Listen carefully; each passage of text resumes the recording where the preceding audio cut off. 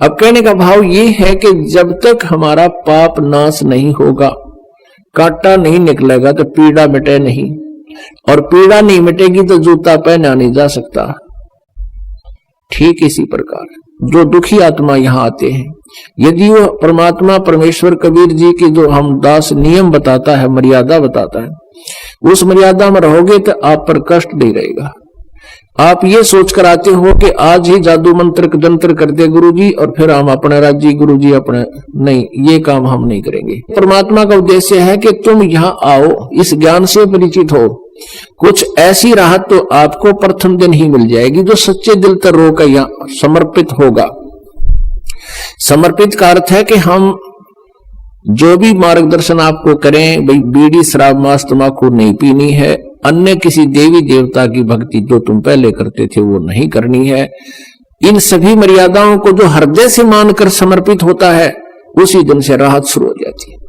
लेकिन हमारे भक्त और कुछ वो स्वयं भक्त पुस्तक आदि ज्ञान सुनकर पढ़कर आते हैं, तो उनकी धारणा ये होती है, एक बार चलकर देखता हूं, राहत मिलेगी तो ठीक है, नहीं तो नहीं। ऐसे व्यक्ति को यहाँ कति राहत नहीं मिलेगी, चाहे आइयो चाहे मत आइयो। हमारा उद्देश्य है कि आपको राहत तो अवश्य मिलेगी, गारंटीड मिलेगी, आपके ऊपर कोई कष्ट नहीं रहेगा, मेरे से लिखवा लो तुम। लेकिन जैसे हम कहें ऐसे करते रहो। आपको बार बार यहां बुलाने का उद्देश्य है कि आप भगवान से परिचित हो जाओ, और परिचित होने के बाद फिर अननेसेसरी डिमांड खत्म हो जाएंगे, जिनके कारण हम भगवान से दूर होते चले जाते हैं, जिनकी हमें आवश्यकता नहीं। और फिर आप देखना प्रतिदिन भगवान कितने सुख देगा, आपकी सोच भी नहीं सकते। तो वो परमात्मा, वो स्वयं इस ज्ञान को और पाप नाश करने वाले मंत्र, इस समाधान को स्वयं ही लेकर आते हैं। किसी भी सदग्रंथ के अंदर सोहम मंत्र नहीं है। परमेश्वर ने कहा कि सोहम शब्द हम जग में लाए और सार शब्द हमने गुप्त छिपाए। केवल एक ओम नाम है। सभी पवित्र सदग्रंथ, सभी पवित्र सदग्रंथों, मान्य सदग्रंथों में, जैसे पवित्र चारों वेद, पवित्र श्रीमद् भगवत गीता, इनमें केवल एक ओम नाम है।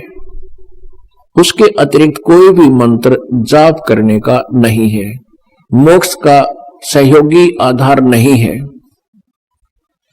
और ये हमने सैकड़ों प्रकार के मंत्र बना रखे, हरे राम राम राम हरे राम, कृष्ण कृष्ण राधे राधे श्याम नलादे, ओम नमः भगवते वासुदेव नमः, ओम नमः शिवाय। ये और भी ना जाने कितने, अकाल मूर्त सब शुद्ध राम, और अकाल पुरुष सतपुरुष, ज्योत निरंजन, अरंकार ओंकार, ये अपने आप सट्टे मार रखे। ये कोई मंत्र नहीं है, इनसे कोई लाभ प्राणी को नहीं होगा। आज सुन लो और चाहे 10 साल बाद आपकी जब आंखें खुलेंगी, जब आपको पछताना पड़ेगा कि सचमुच हम गलत साधना कर रहे थे। दास का उद्देश्य किसी को भावनाओं को ठेस पहुंचाना नहीं है, लेकिन कुएं में गिर रहे हो आप, उससे बचाना मेरा उद्देश्य है कि वहां से तुम हटो, इस रास्ता को चेंज करो, सदभक्ति करो, फिर आंखों देखो सदग्रंथों में क्या लिखा। तो श्रीमद् भगवद गीता अध्याय नंबर 8 के श्लोक नंबर 13 में कहा कि ओम इति एकाक्षरम ब्रह्म व्यवहारण माम अनुसमरण यह प्रयाति तदंदेहम सयाति परमाम गतिम।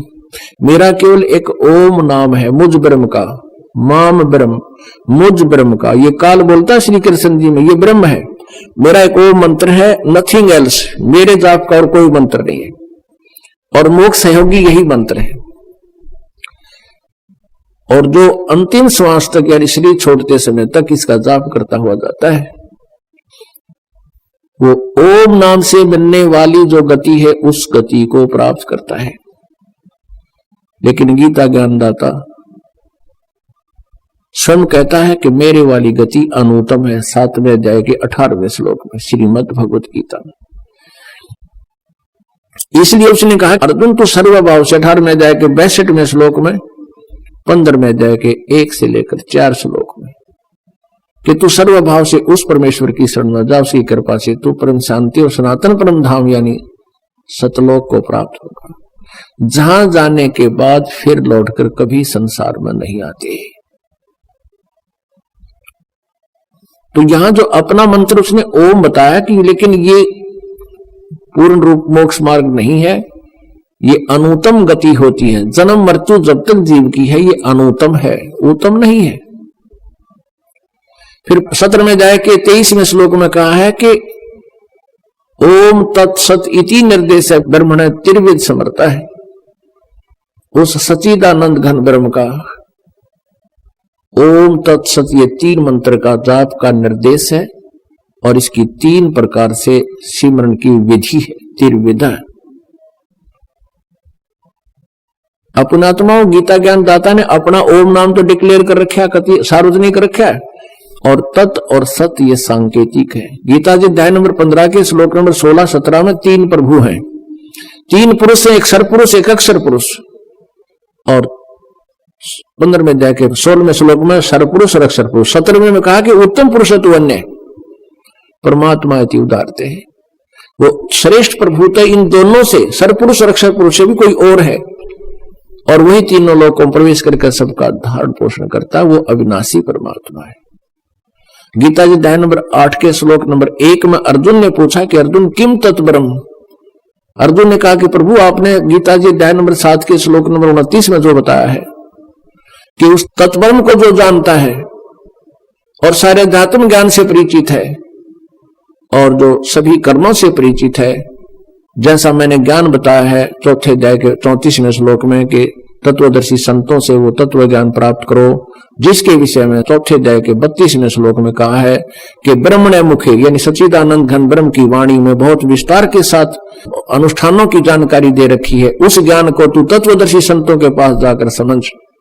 कहते मेरे इस ज्ञान को जो आश्रय ले लेता है और फिर वो तत्ब्रह्म से वो फिर जन्म और मरण से छूटने का ही प्रयत्न करता है, जरा और मरण से छूटने का प्रयत्न करता है। वृद्धावस्था और मृत्यु, इस जीव के ऊपर सबसे बड़ा दुख है वृद्धावस्था, बुढ़ापा और फिर मौत। ये दोनों नागवारा हैं और ये दोनों आवश्यक है, होगी यहाँ पर, और ये सतलोक में नहीं होते थे, इसलिए हम नहीं चाहते इन दोनों को, लेकिन ये यहाँ तो होंगी ही होंगी। ये तो केवल सतलोक सनातन परम धाम में ये रोग कटेगा, और उस रोग को काटने के लिए औषधि जानकारी आपको प्रॉपरली परमात्मा ने आकर दी, कबीर साहब ने। वो दिन है जो आज हम वो मना रहे हैं, उसके उपलक्ष्य में आज ये समागम 5 दिन का प्रारंभ हुआ, 11 से 15 जून 2011।